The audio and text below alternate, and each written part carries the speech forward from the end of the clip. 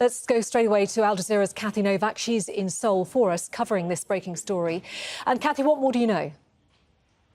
Well, these are early reports still, but we're hearing from the South Korean Joint Chiefs of Staff that North Korea seems to have fired one unidentified, they say, missile at about 20 minutes before midnight South Korea time. This was immediately reported to President Moon Jae-in, and he convened a National Security Council meeting that is taking place 1:30 a.m. local time. So an urgent meeting being called by the president there. From the Japanese Chief Cabinet Secretary, the reports are that the missile flew for about 45 minutes and, as you say, appears to have landed in waters off of Japan. This missile launch, or what apparently has been a missile launch, is not entirely unexpected. There were signs we're hearing coming from officials in the United States and here in South Korea that their preparations were being made for a missile launch in North Korea, and there was a high alert here on the Korean Peninsula that this could be taking place, especially as yesterday here on Thursday in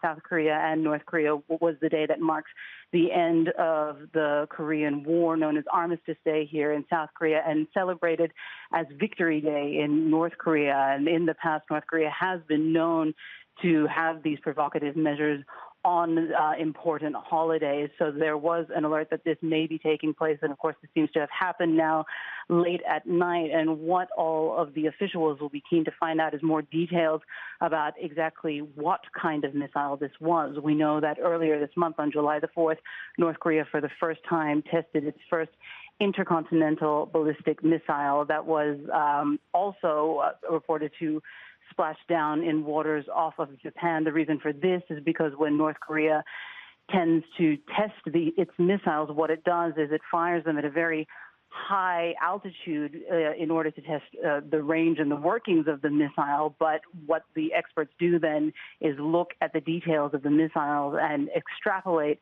exactly what kind of range it might have, because ultimately we know what North Korea is trying to do is develop a missile that can ultimately reach the U.S. mainland. And what it wants to do is be able to arm that missile with a nuclear warhead so that it can say that it has the capability to launch a nuclear strike on the U.S. mainland.